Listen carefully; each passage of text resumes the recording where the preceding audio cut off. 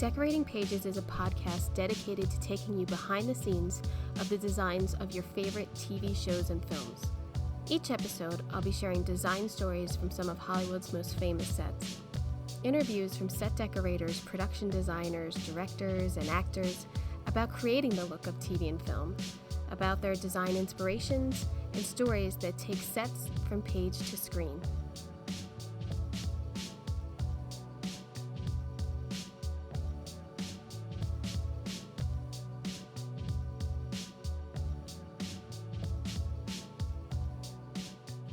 Hello, and welcome to Decorating Pages. I'm your host, Kim Wanup. All right, Hollywood, let's go. Let's get back to work.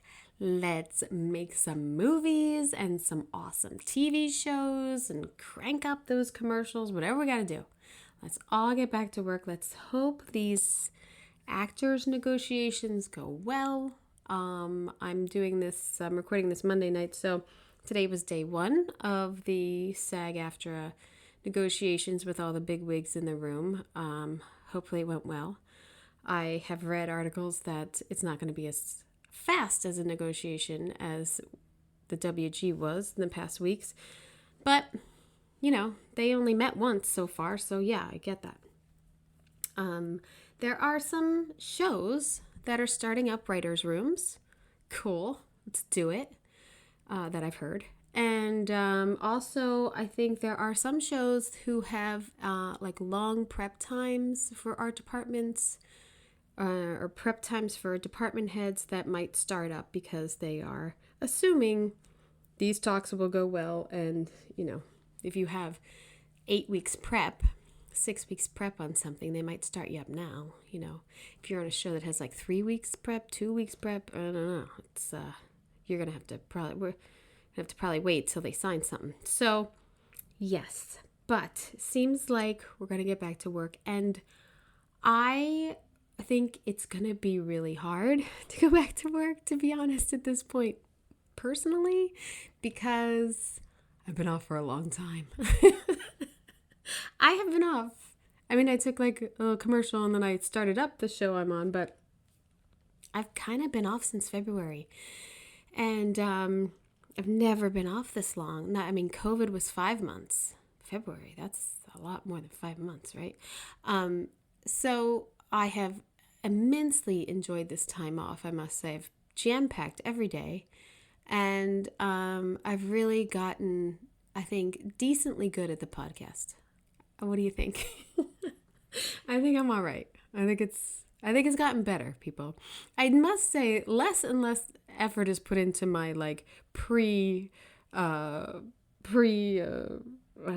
prep for each episode. I used to have to write every single thing down. Then I was like, okay, I don't have to write it. I got bullet points, okay. Now basically the only thing I'm writing down is the intro for the guest, which you can see never isn't it very well either because I'm not a good writer. I'm not a writer. I'm a creative, which leads me into, you'll see what Wanup's watching, not that much, because I am still so deep into watching previously nominated Academy Award films. And I am so excited for people to listen and to watch the videos and to form their own opinions and to get feedback. I did 1 or 2 this week with guests and talking about 4 or 5 films for one year, 10 films for another. So I've been deep diving, and weirdly enough, I had wanted to read that book, Oscar Wars, and I thought, well, it's a good time to start it up because I'll probably be driving more soon. And I've been driving back and forth a little bit for other things lately. And they are talking about, the films that I have just recently watched, all about Eve and Sunset Boulevard. And it's crazy that I'm so in the headspace of these films. And then hearing this, behind the scenes things about the Academy Awards and how they all went down. It's fascinating. I think I'm only on chapter 3 of this book. I think it's fantastic. If you are a movie lover, and love the history of film and how the Academy was made and Mayor and it's the DGA. It talks about all the founding of that and the founding of SAG, and so it's very topical, I would say, right now. At least the first couple episodes, or chapters of the book. Do I have the author of that book? Hold on. Yes, Oscar Wars by Michael Schumann. I have it right up because I just paused it to do this intro. It was just fascinating. Just can't stop listening to it. So I highly recommend that for everybody getting back to work. Get your audiobooks. Get on that one. It's pretty good. What else is one of watching? Has anyone seen the documentary on HBO, Telemarketers? Because at first I was like, oh, that's dumb. And then I started watching it. I fell for this. There is this huge scam starting in New Jersey, and I know a lot of other people did. They would sell you stickers to put on your car, and the theory was if a cop saw the sticker, you wouldn't get a ticket. That was the theory. And so everyone bought these tickets, and this is the telemarketers who like scammed millions and millions of dollars out of this like police thing. But then like maybe the police were involved, like I don't know. It was good. It's short. It's like 3 episodes. And it spans over like 10-15 years or something. It was good. I got into Reservation Dogs because I will be speaking with the production designer of Reservation Dogs, Brandon Toner Connolly, next week's episode. I hope, because he had some technical difficulties last week with the floods in New York. It was crazy. This is one of those shows, oh, that looks good. I should probably get into it. And then you don't. And then I was glad to have been kind of, pushed into, okay, I have to watch it because I'm going to talk to him. And I watched a bunch of the episodes. It's like a documentary style. Someone had described it to me like it's like Clerks on a reservation. I think that's pretty close. And the design and decor it's like really good. The layering and the realism of the people's houses. And I, lightly got into Native American research with Rutherford Falls. And I know, watching these things, it's a lot and everything means something. And so it was good. And it's filmed all in Oklahoma. So I'll talk to him about that next week. And then what else? Oh, as my palate cleanser, as Adam Rao loves to say, I'm watching Stanley Tucci Searching for Italy, which is on CNN app, on the Max app, or Hub, or whatever it's called now. Fantastic. It makes me want to go to Italy. I just wish I could have traveled during this time off and ate everything that he's eating. Just is scrumptious. I love Stanley Tucci. I just think he's a good actor. I feel like we would be friends. I know. So, and Sister Wives. I mean, my God, this Sister Wives is so fucking fantastic. Oh my God. Gloves are off with these women. It's fantastic. Jump in. All 18 seasons are worth it just for this last season. I'm telling you. Other than that, I would like to give a shout out to IndieWire, who had a fabulous, I know I talk about IndieWire, fabulous article about the director Joe Wright and the production designer Sarah Greenwood, and then also talking a lot about Katie Spencer, the set decorator, except they call her a set dresser. I immediately emailed IndieWire as to their mistake, but I see it hasn't been changed on the website. They still calling her a set dresser, which is a real fucking slap in the face to like her body of work she's a decorator. I don't get how they can get that wrong and do this huge, nice interview and article about their, I don't know, atonement. I mean, what else do they do? I don't write it down. I don't know. It's like wonderful career working together and how they work together and research that they've done and working with the director and just Darkest Hour. It's a great interview, but they got the title wrong. That's a bummer. Next, I want to let everyone know that the Production Designer Collective is putting together the International Production Design Week, which is October 20th through the 29th. And if you go on productiondesignweek.org, you will see all of what they have planned this year. Instead of that group getting together and meeting and having their own thing, they're opening it up. They're not in one place. It's all of the designers around the world are doing little talks or, master classes, or it's just a fabulous idea that they have put together. And I was lucky enough to moderate one of their Q&As that they'll have out. I don't have specific details on the date that they're running that, but we did do it. And I was overwhelmed that they asked me to do it. But listen, the Production Design, A Lifelong Philosophy with Rick Carter, Jim Bissell, Bo Welsh, Dennis Gassner, Jack Fisk, Janine Opwall, and KK Barrett. Barrett. You can't go wrong with this. It's an amazing amount of things. I could click through this, and there's something from every country. So throughout that week, check on that website. Hopefully we can download these things because I want to be able to do it. I know sometimes they just let production designers do it, but hopefully they let everybody do it. That's what I'm hoping for that. So yes, the International Production Design Week, and it's productiondesignweek.org. So yeah, check that out. But on this episode, I speak with Vice President of Front Row Media, Mimi Clarke. Product placement seamlessly integrates a product, brand, or service into a realistic context in a TV show, film, video game, or webisode. Front Row actively promotes and secures opportunities for their clients' various products, brands, and services. Mimi and I talk about the process of using product placement on a show. Product placement has benefits for both the client and for set decorators to have the opportunity to make the living spaces more real. Mimi's biggest product placement totally shocked me, and how the WGA SAG strike has affected the supportive businesses of Hollywood. I have known Mimi for years. I have worked with Mimi placing her products. Fantastic. The Wolf brands, the Zippos, the Razor scooters, like tons of appliances I've gotten from them. Like, they have fantastic products that are always very easy to put into a set, let's just say. And they're pretty.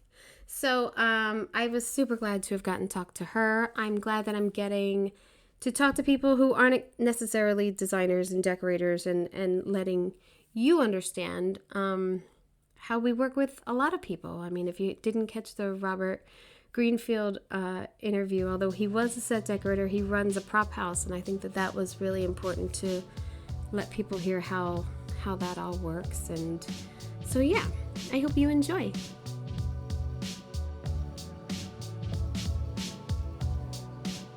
I've been out since February though. I didn't plan on that. Right. That was, you didn't count on that part, right? No.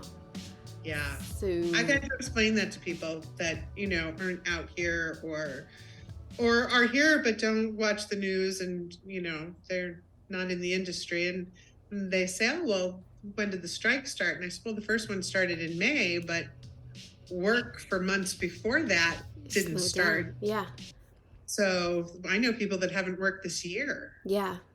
In the fall, it really started to slow down. And I was just lucky that we were finishing up a show. Yeah. And so... And we were just so happy to be kind of saying, wow, we're almost back to speed, I know. Well, we're almost there. It got so busy after COVID. Yeah. It was madness. And I don't know if it's something you want to talk about, but there was, this was an industry that you wanted to get into, there were pros and cons to that. The pro was it was easier to get a job. The con was you didn't have the experience for the job you were getting. Yeah. You were kind of shoved into it. That's going to be a long-term miss. Yeah. Because people are not being mentored. People are not learning from observation and from being below someone.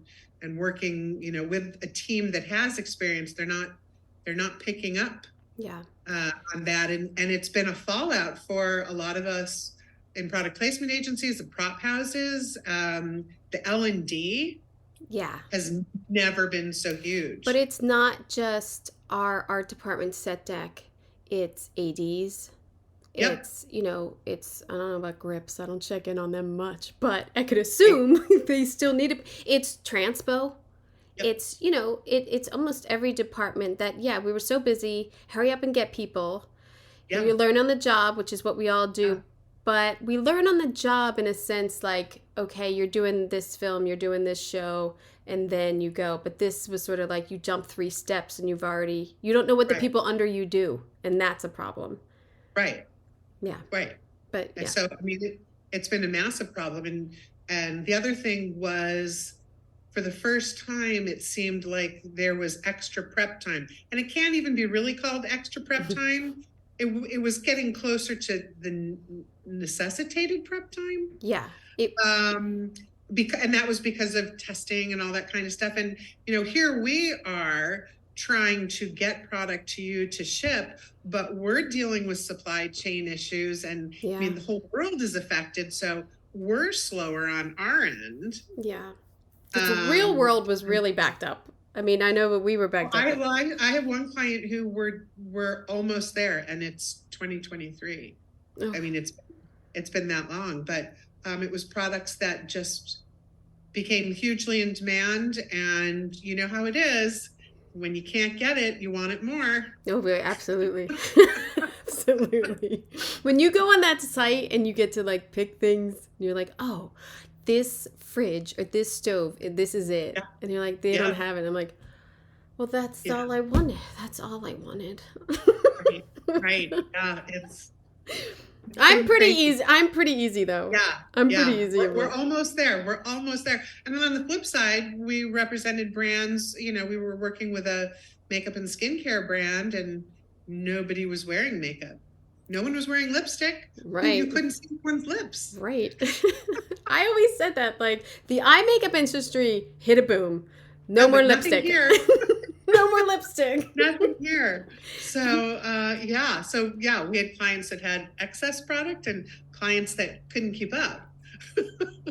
But, it's been, and it was fascinating from this position because I was experiencing COVID not only in the entertainment industry and production, but in every industry that has a brand that I repped. You had such a vast, oh my gosh, it was affecting industries differently. Right. So that was pretty fascinating. Because of like the workflow of people coming back to work or shipments and delays. And both. Some brands are American brands, American made. Others are from overseas, and those shipments weren't getting here, and nobody was working in the office. So where you used to be able to turn around something quickly because a person could literally walk down the hall, poke their head in an office and go, yay or nay. Right. It would be, well, we have a Zoom on Thursday and I can ask then. Yeah. Yeah. Okay, but I need to know Shoots Friday, man. Right. So, and at this point, we do not have a single client or brand where they are 100% back in the office. Wow. We have some that are back mostly, and others that are going to be flex forever. I often wonder if that's good or bad, because I like the interaction and everything, the convenience of I mean, I can't wake up and go to work at my house, but there's some people you can, and there is something to that where maybe companies are getting more productivity out of people because they are home working all day, or they're not. Like, you really got to be disciplined to work home. Yeah, so I've always worked in an office, always worked with a team, always gone to set. Like we said, people. Yeah. But I had to learn how to work at home, and that was challenging for me. And actually, I created a whole system for doing it that our office now uses, which is much more interactive, and it's been great. And it was that hump that I needed to get over. So I work from home on Fridays, and just that one day working from home has changed the entire week. Right. And we've figured out that I could be anywhere. Right. I don't even have to be here. Right. So, because things have changed, because back in the day, because again, I've been doing this for 28 years. Well, let's back up. Back up. How did you get into this? Okay. Nutshell, in high school, I had a college advisor who also happened to be my film teacher. Oh, twofer. Super. And so when I thought I didn't know what I wanted to do, he kept looking at me going, yes, you do. Yes, you do. Yeah. And so we came up with this plan, and I ended up interning at the local PBS affiliate in my city for the summer, and only in production. Nice. And I loved it. It was fascinating to me, how things worked, what people were doing, who those people were. I loved it. And so ended up going to college, Ithaca College, got a Bachelor of Science degree in television radio production. In the summer, I freelanced. And I was crew. I was an assistant to the director, teleprompter operator, script supervisor, wherever I needed to be. Right. And then after graduation, freelanced, and ended up doing so much work for one company that we looked at each other and said, why am I not employed here? It would be better for me and more cost effective for you. And so I went to work for them as a production coordinator, and it was mostly corporate industrial. So I'm from Rochester, New York, and so the hometown companies were Eastman Kodak, Xerox, Gannett, big ones, big companies. Yeah. So doing corporate work, you had a ton of work. Worked my way up to production manager. If we had 4 directors working on 4 jobs, I had 4 jobs. So everything from quoting the job to hiring the crew to making sure directors and crew had everything they needed. And when I couldn't find a crew person, I was the crew person. So yeah. So did that for about 6 years. We started to get some entertainment jobs. We started getting hired by MTV to cover concerts. So that was fun. Yeah. And corporate industrial, I mean, you're a rat in a wheel. It just, it's the same thing all the time. So then we did a job with Harry Belafonte. So that was fun. Oh my God, that's awesome. My college roommate was here in Los Angeles, and her husband and I had been at college together in the same major. And she said, Mimi, if cars were what you were interested in and where your career path was, you'd probably live in Detroit. Right. So why are you not here where your industry is? Right. It's like, well, that's a really good question. So I came west. I came west and hit the ground running and applied for jobs everywhere. And within a week, I had 2 offers. Nice. One was on a studio feature. Nice. That was in the production manager's office. It was an overseas production, so we would have been here and everybody else would have been there. But I was like, hey, that's awesome. Well, yeah. And I had taken this interview with this product placement agency, and I have to tell you, I didn't even know what product placement was. They had to explain it to me when I got there. And when they explained that it was representing brands to productions and working with brands and working with productions, I was like, well, isn't that what I was doing in corporate industrial production? Exactly. Don't I speak corporate and don't I speak production? I speak both languages. So I was like, well, this is fascinating. And then I discovered that these agencies work with every studio and every production and every show. And I was like, if that's not speed networking. Yes, exactly. I don't know what is. And I thought 6 months of that, I'm going to be networked. Right. So ended up leaning towards that, which worked out perfectly because the studio called and said, well, sorry, we have a producer who has a nephew.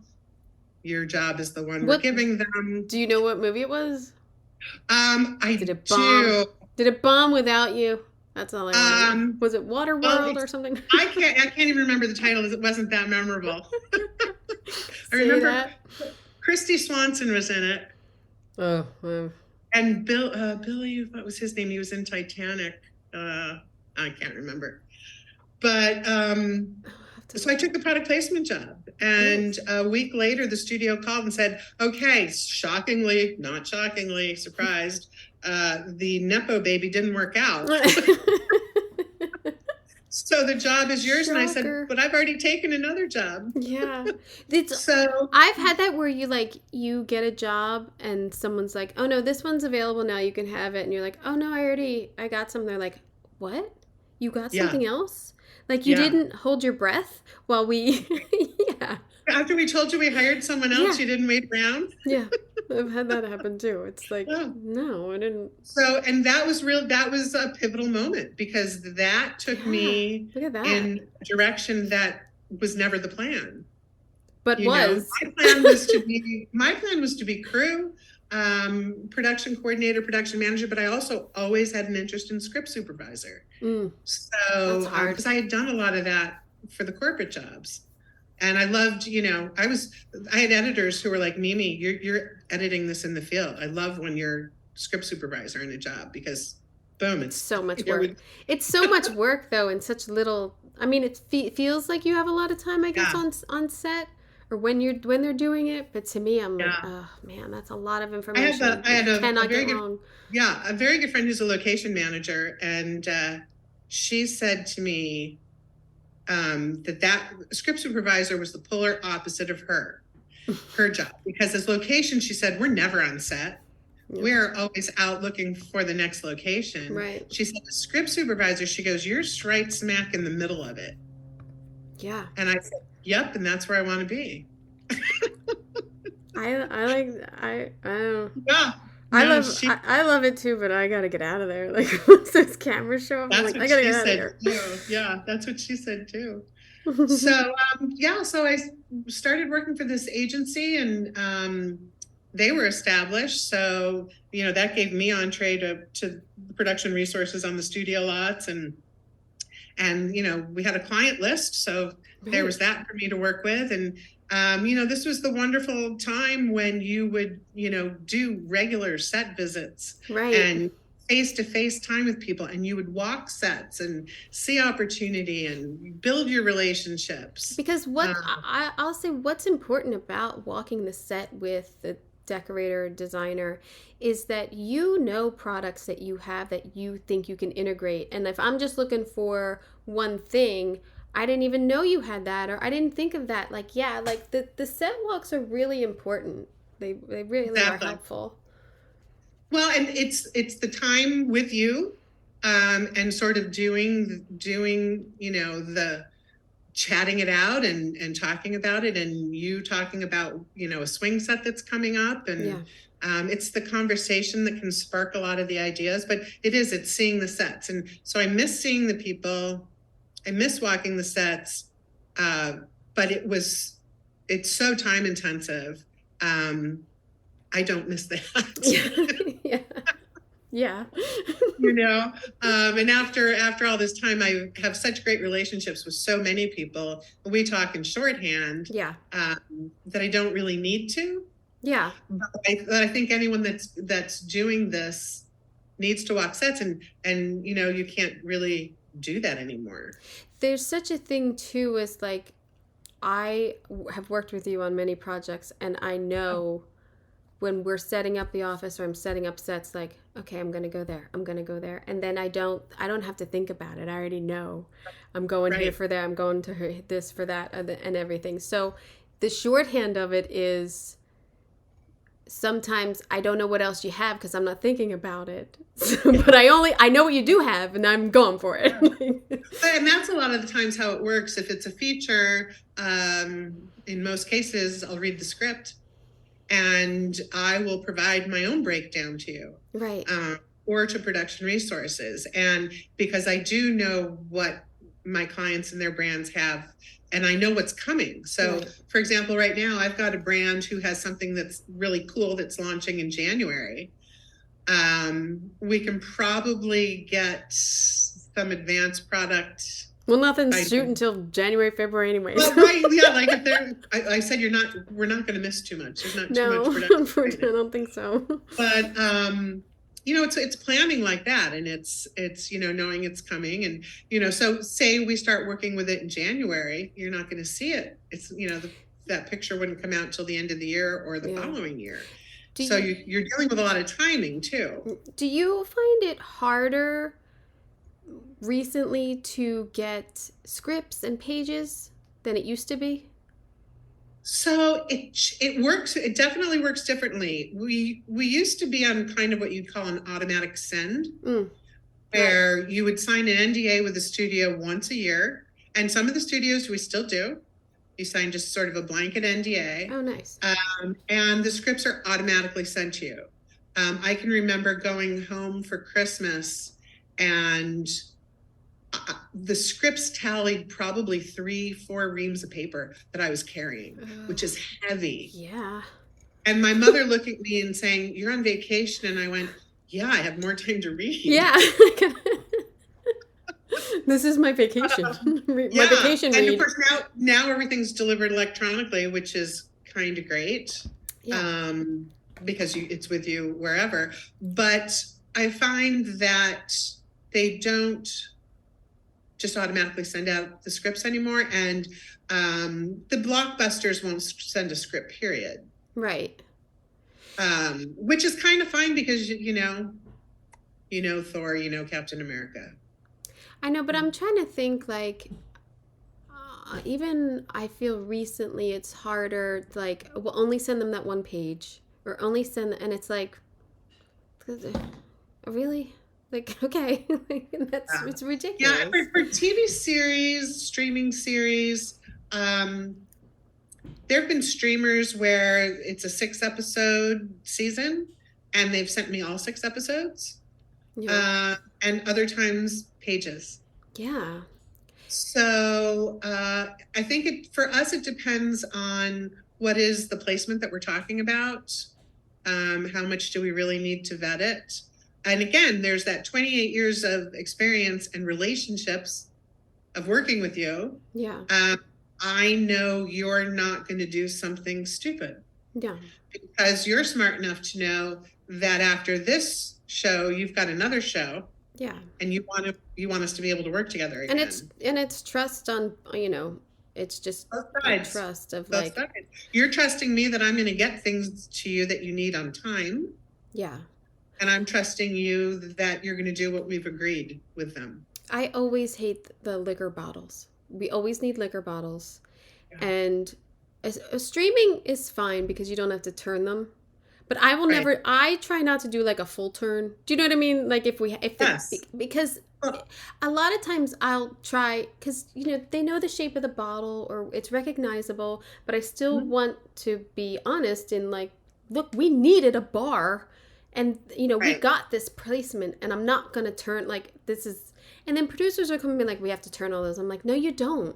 You don't have to. We've already signed it off. I tell you, it's ridiculous because when we're working together, the products that you and I are working together on help to inform character.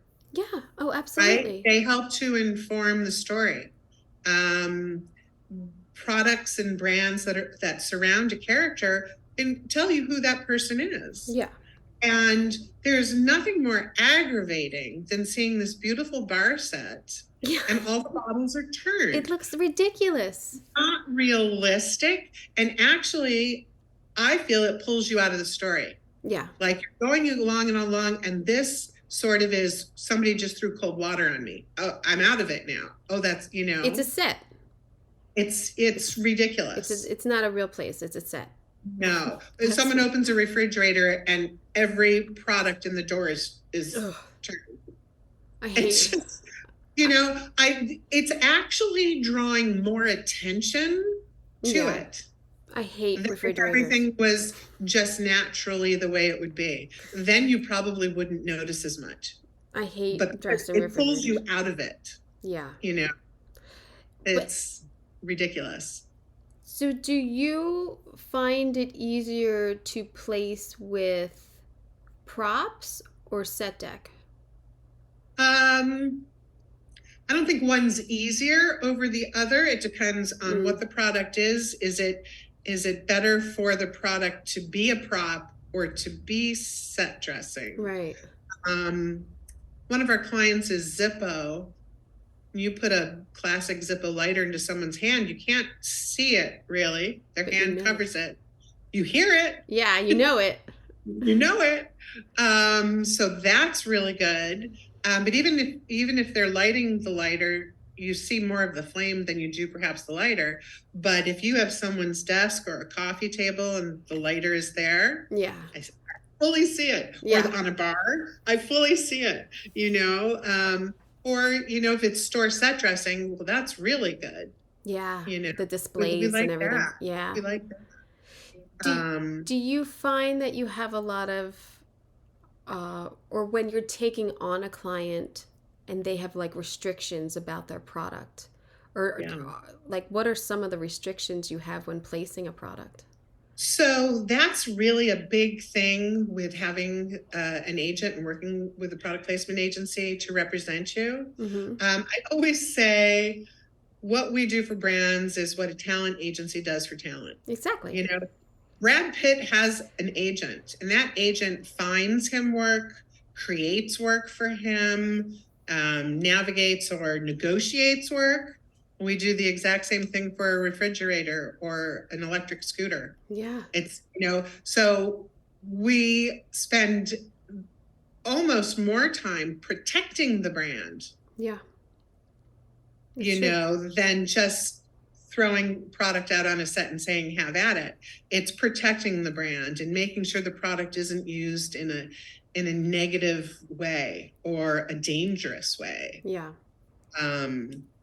Especially, Zippo lighters, case knives. we work with some things that are pretty specific and could go south fast. But that's why you need all the pages. See, Yeah, when they yeah, only send you like a couple or like if I'm only allowed like I want to me it's not being truthful in like the arc. I mean, it's only like hey, we're only going to see this in this one shot. I get it. Then we'll send right. that scene. But like if the guy's carrying a Zippo lighter the whole movie and then he sets like his, family on fire and you didn't get Sure. those Right, pages, that's right. that's not fair. So in that case, if it is going to be a character prop, I will ask to know more about the character, and sometimes they've got character breakdown, Yeah. so they'll give that to me. Can you give And them to again, me? I don't get them. you have to ask. Oh, I do. Oh, I do. So and other times, I'll say, is there anything that I need to know? Yeah. Come on, what do I need to know? And again, you've got people who realize they're going to want to work with you in future, so it's best if they tell you. Yeah. And so I'll just say, no, you can't use it. You can use it for these characters. You can't use it for these characters. And a lot of these placements we check in with our clients on because they know even more than we do. There may be something that they're planning 12 months down the road, or there may be something that they're involved with that is not for public consumption. There was a television show, I don't know if it was Alias. It was one of those TV shows. And Quentin Tarantino was acting, and he had a 3-episode arc. He was playing this character, and we had an opportunity to put a product in his hand. And I was like, of course we want to do that, right? Yeah. And so when I talked to the client about it and said, here's what these 3 episodes are about, they said, oh yeah, no, we can't. We absolutely can't. He was working with the Russians in this this character. So, and sometimes it's okay. It depends how, there's so many variables. But what I didn't know and what nobody knew, which later came out, was that this company, Russia, was having issues with this company. Oh. And there was big problems. And so they didn't want to be in anything that had a Russian in it, Yeah, I don't blame them. Right, but so there could be quirky little things like that, Have you ever seen a show and been versus like super excited, like wow, they used it and it's great and more than I anticipated and the client's super happy, versus like, are you kidding me? Are you kidding me? Yes. Yeah. Oh, yep. Mm-hmm. Yeah. 100%. Like, it was going so well. Yeah, it was going so well, and then like, what is this use? Why did the stove melt? Like, right? Yeah, we had that discussion. Not that one of those stoves could ever melt. They're so industrially. Right. Well, yeah. fantastic. I mean, and it can be just a really weird thing. It could, we work with Razor, and they have all of these fun rides, and the kid fell off. Did we need to keep that in there? Right. It's not the fault of the product. It's it's the clumsy kid. But but that's, again, that's realistic too. It happens. What do you think your most successful placement has been? My most known placement, gosh, I was taken out on a lot of lunches because people wanted the background on this, was I represented America Online in You've Got Mail. Oh my God. Yeah. So I read that script. That's one of my favorite movies, by the way. Oh, okay. I've seen it dozens of times. When I read the script, it was called Little Shop Around the Horror. Yeah, Little Shop Around the Corner. Yeah. And I represented America Online. And so I called, the production resources people at Warner Brothers that I know, and I said, I represent America Online. I'm pitching this. I don't have to read more of the script. Right. I am pitching this. And AOL eventually bought Warner Brothers. Well, that was they did, which for a minute. That was a fun day too. Yeah, I bet. The movie ended up getting changed to You've Got Mail, which is what you would hear when you on, and we had to clear the email addresses for Meg Ryan and Tom Hanks. That was a ton of work. Yeah, well, there was a gal up on the northern West Coast. I felt so bad. She had Shop Girl was her email address. Oh. And she had a auto body shop. She was a shop girl. Oh, she was. So I was hoping we could just, Shop Girl 123. Exactly. Her his was his something his address. Yeah. His was his address in New York. Yeah. That also belonged to someone else. Oh. But Nora Ephron wanted what she wanted. You know how that goes. Yeah. So that was really fun. And then when we got talking about promotional stuff, and Warner Brothers was being purchased by AOL. That was fun because we had been talking for months, and all of a sudden it was that morning's call was, I think I probably have this promotion, right? Well, yeah, but I thought the AOL thing came in like the 2000s, and wasn't You've Got Mail like no? AOL was around in 1990. No, I know it was around, but I mean purchasing Warner Brothers. I thought that happened later, but I must be wrong. Yeah, that might have been on a later project, but I was working with Warner Brothers for promotion. Oh my gosh, when that happened. That's crazy. Oh, that was nuts. But again, you used to get these discs to insert into your computer to download the software for AOL. Right. So when I was at the grocery store, the drugstore, Best Buy, or wherever, I would see these, I would grab them and I would hang on to them because they were different versions. Right. So if you were doing a period show, oh, you're smart. I would have the CD-ROM. I would have it for that time frame. And again, that's another big part of what we do is making things things are, period correct. Yeah, that's what I was going to ask too, of just like, that's great for today, but like when you're doing period stuff. Yeah. But there was something about the wolf stoves and like always having the red handles. And then we were like, whew, thank God. They always have the red handles. We're fine. Yeah. Because you're gonna want to Greek or cover that logo, but go ahead. The red knobs The are red there. knobs say it all.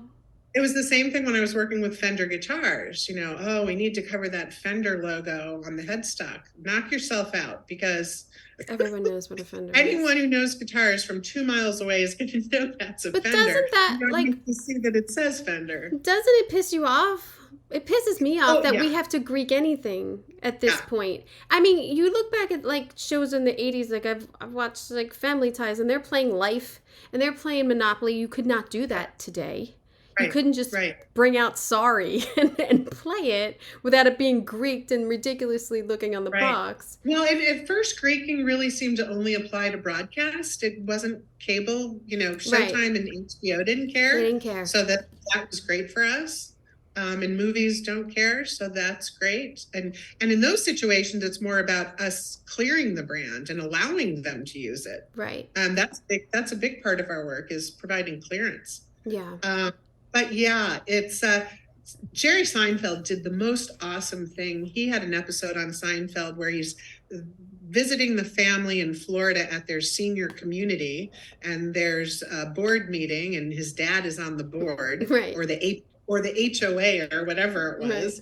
Right. And so Jerry tags along for the meeting. So you have all these guys sitting around a table, and the only thing on the table is a can of Coke and a can of Pepsi. And he did it on purpose. To share equal screen time. Yeah, Coke can't be mad. Right. Because they're there, and Pepsi can't be mad because they're there. But sure enough, legal and advertising got pissed off. And they said, well, yes, they were both represented, but nobody touched the can. Why did it need to be there?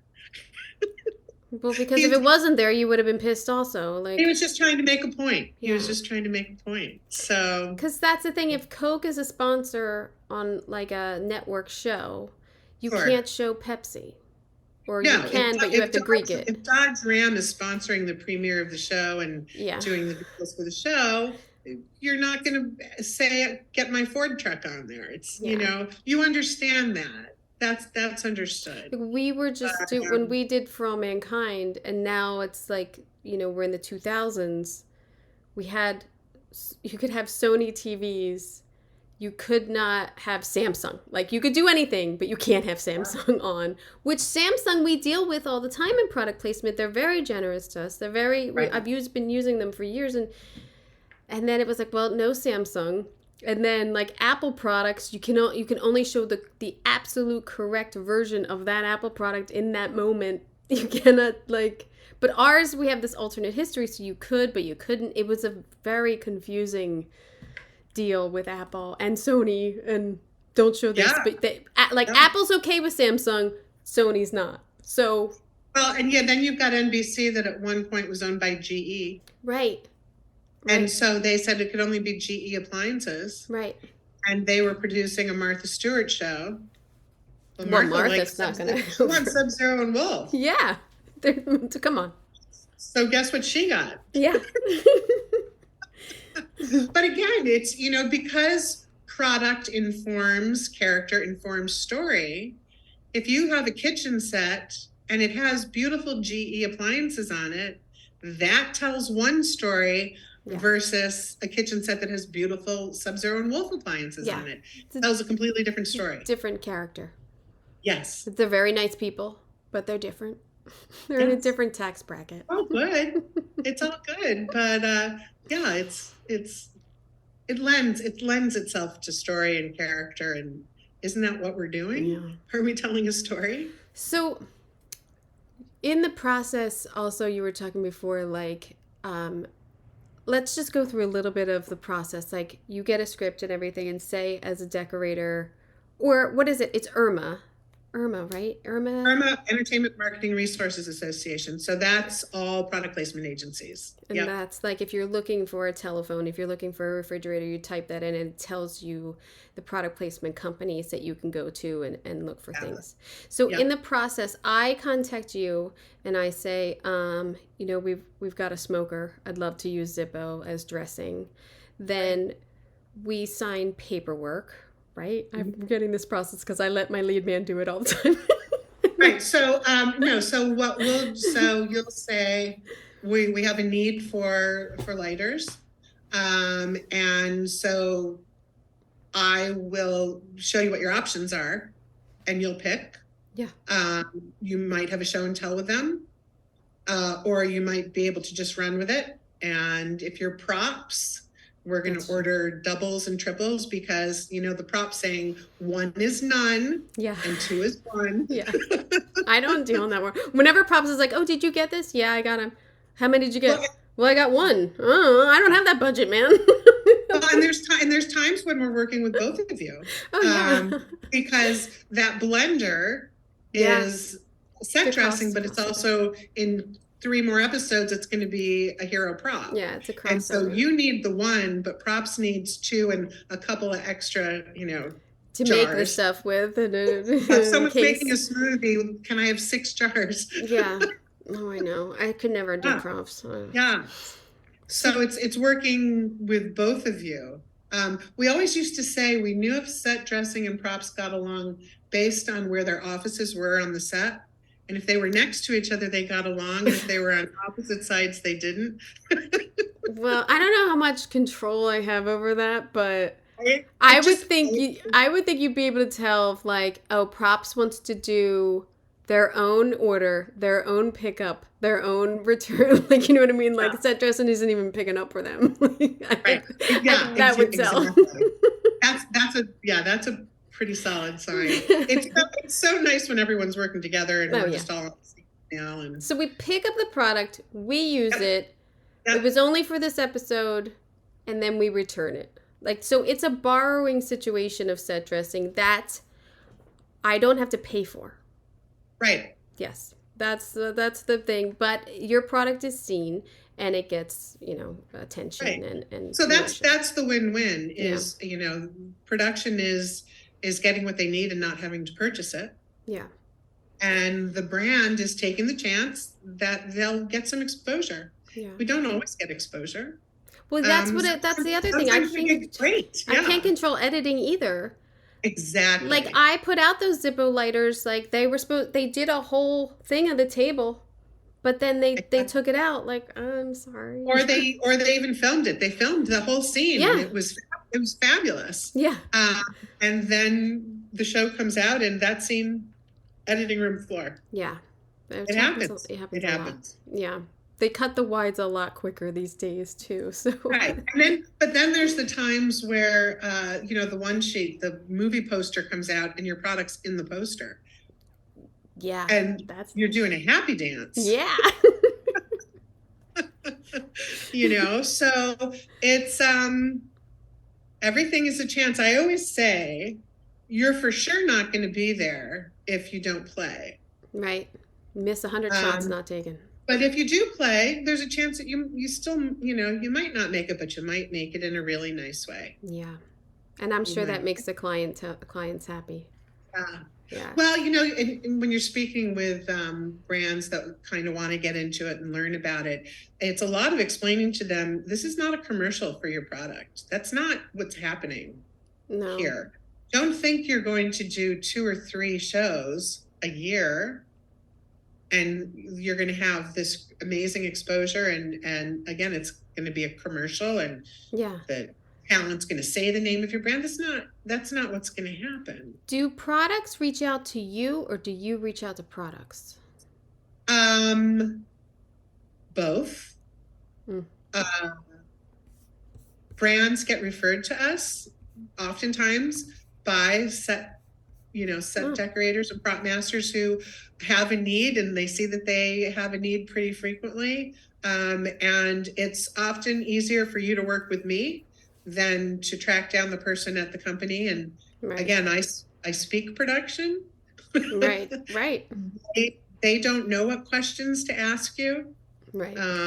And, what if in the time that you're dealing with them, they leave that job to go somewhere else? And now who do you talk to? Yeah, right. That So, happened. because I'm working with the brand, there's multiple people that I'm working with at the brand. So Right. it's, I'm more connected. How has it been with the strike? Crickets or Painful, really yeah. painful. We have some brands that lend themselves to pricing for game shows, But which yeah. there's game show production hasn't stopped. And matter of fact, you're going to see a ton of it this fall. Yes. But and reality TV, when it's sort of the cast that's living together, we're wary of those because there's no control. You don't know anything that's going to happen or what's going to come out of someone's mouth Right. or how Like someone's going to use something. So that's real world. not as much somewhere that we want to be. That's a good But point. then we have brands that, we have a liquor brand, a spirits brand, and that's not going to be a prize on a game show. So there's not been a lot of work for them. Yeah. So yeah, we need this strike settled. I mean, there's prop houses that are now closed forever. There's a couple that are on the cusp. Yeah. The hours that you can go are shut down, days of the week shut down. Yep. I mean, I think they're all doing their best of trying to rotate employees, just trying to make it work, or right. But doing everything so they can. They're going through savings to keep on and people there. It's and to health insurance. I mean, I know pension days, pension hours, all of I this is what I didn't want to happen. Look, you want them to get what they nobody wants to feel like they're being taken advantage of, and things have to change over time. They were working under that contract for way too long. I shouldn't make 20% less because I went across the street to Netflix, who's making $1 billion more. I shouldn't have to. That's unfair to me. Well, too. Netflix is no longer new media, and when they cut that deal, it was the wild, wild west. It was new media. They didn't know, but it's time to be not so new media, and pay like everybody else. Yes. But I feel like we've passed the point, like we did, which was sooner on the last writer's strike. We're angry. And now we just want them to settle, and then we're going to be even more angry because they're going to settle for something they didn't, and we wasted all this time, and you didn't get everything you want. So there's like this, like, we want you to end it, but we're going to be mad if you don't get everything you want because we did all this. At this point, they're losing too. Oh yeah. And usually it's just a hiccup for them. Strikes, this one's going to hurt. This one's hurting them. Yeah. Well, for me, the article or the equation of, we've lost $300 million. Well, all you had to do was pay 47 for the year, and we would have been done. So I don't have any sympathy for you. Yeah, I know. Your math is off. Yeah, it's crazy. But that's, the 47 million is lost, or what the writers accumulated would have been per year per the contract or whatever. But 300 million is only, Warner Brothers or Netflix or something. It's not us. It's not including how much wages we have lost, or you, or the prop houses, or the florists, or anyone depending on our business, restaurants, catering. But that's the nature of corporate America. Again, with the foot in corporate is they'll pay what it costs for the win. Yeah. It's, they will employ teams of lawyers that charge ridiculous amounts of money, and it will cost them more to not pay you. Yeah. It makes no sense. It's bad business. It's bad business. So let's say we're all back to work and everything's great Which is coming. We got to know it's coming. It's gonna come. I mean, eventually it's gonna come. I want them to get everything because I'm getting angry. Yes. You know? Yeah. But let's say we're all back to normal, whatever our new normal is. Yeah. What's your like future or push for product placement? Like, where do you think you can like advance? Do you think AI? Do you think things like that? Yeah. On the one hand, kind of like, I mean, COVID was more like a slow return. It inched in. This is going to come back like a freight train. I don't think so. I do. I don't. I think. Well, because we work globally. Oh, well, yeah. Okay. And we work across all media. So we're putting seatbelts on our chairs because the phone's going to be ringing off the hook. I think it's going to be a slow roll. I think it's going to be, all right, let's finish this movie. We had one day left on Beetlejuice. Let's get it done. All right, you started a show. All right, let's get you done. And I think they're going to slow roll out new products because they went too fast before. But you have all those returning series that are just waiting. Well, then, yes, network and everything like that. Waiting. Yes. So that's, I mean, we're going to get hit with that first. Yeah, that's true. You're going to be busy. Right. But as far as product placement in the future of it, in these decades that I've been doing it, it's gone from where even I didn't know what it was, right? To if you are a brand and you're marketing or advertising your company, it's a tool that you really need to utilize. Yeah.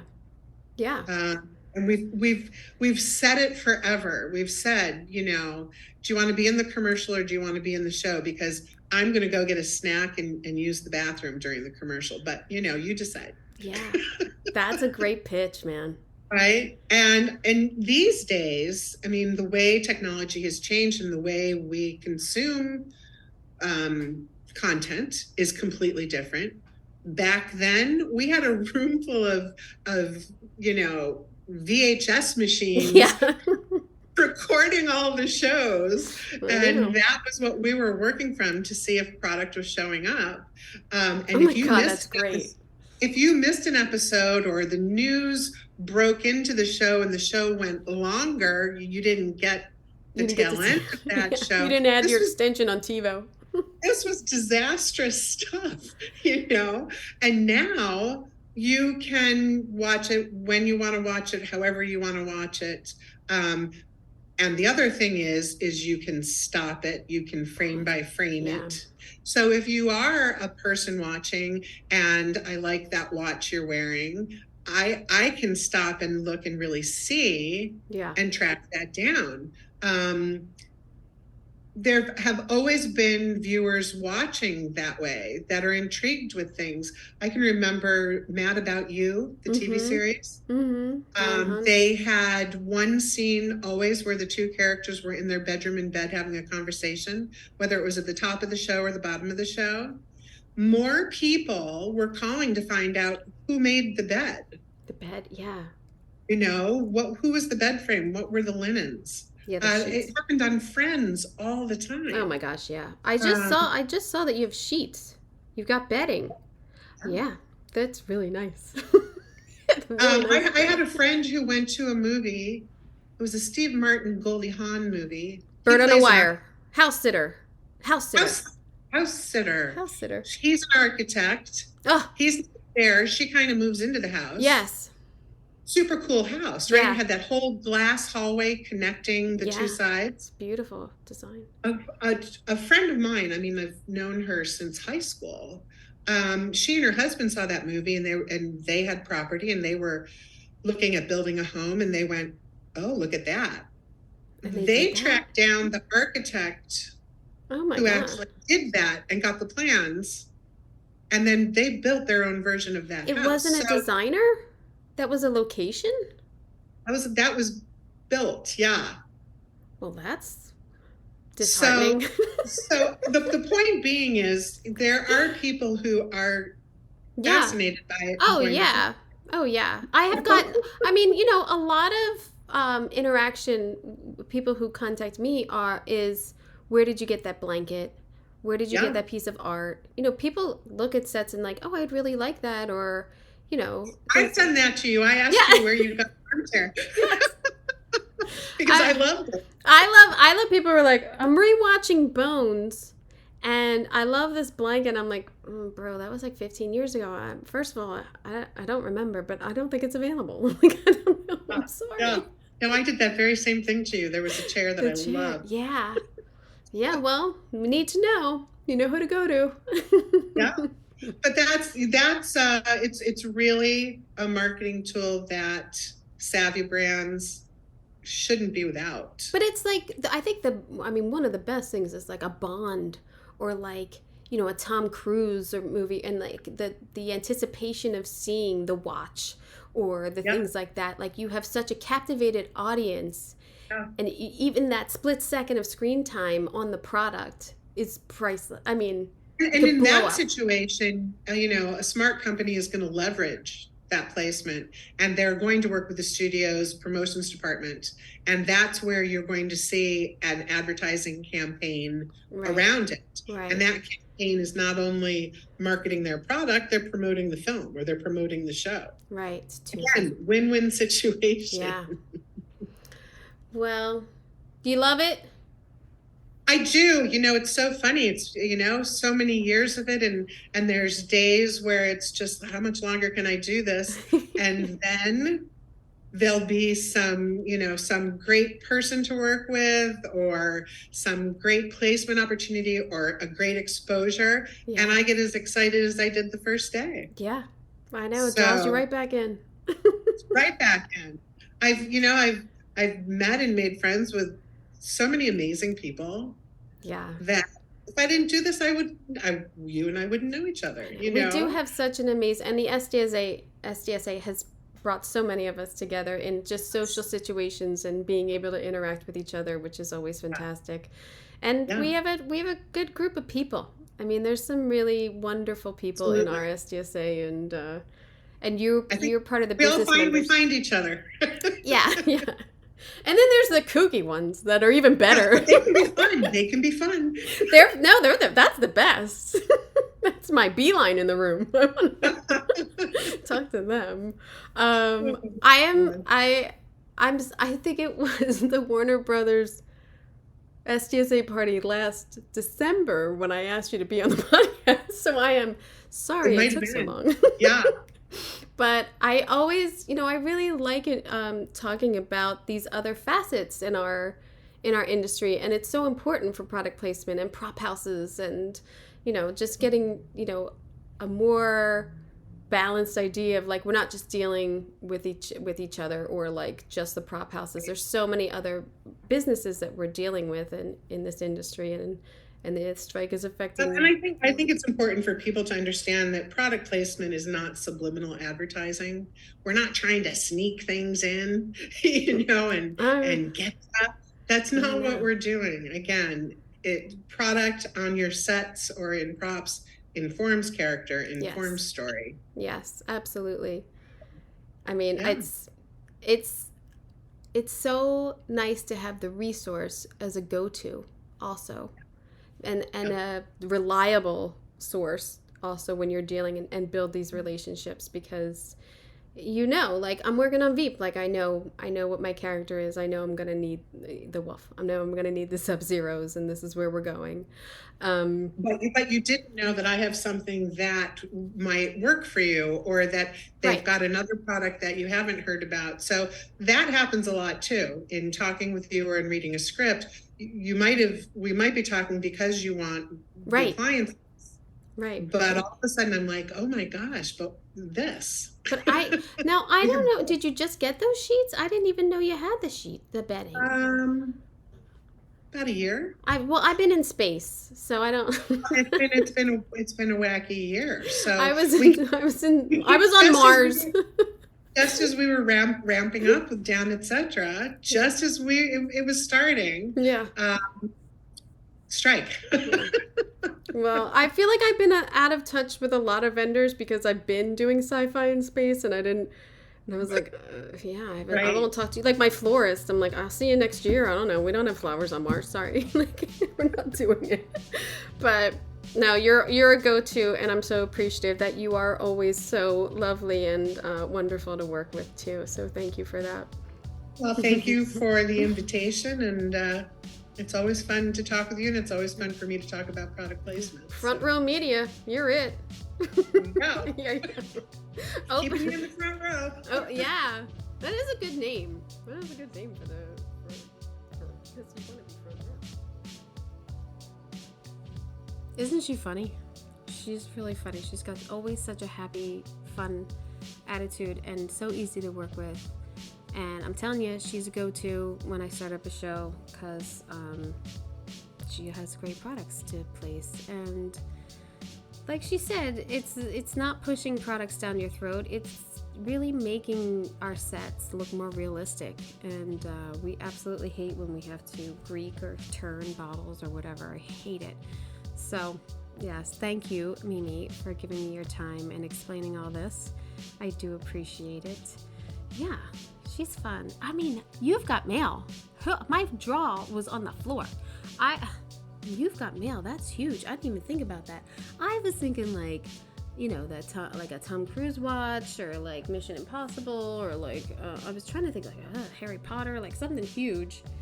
And then she whips out You've Got Mail. I would have never gotten that one. So bravo, girlfriend. Good one. And yeah, so thank you. So next week, Brandon Toner Connolly, production designer. And after that, juggling some things around. It's going to be good though. So I hope you got an earful. I'm Kim Wanup for Decorating Pages.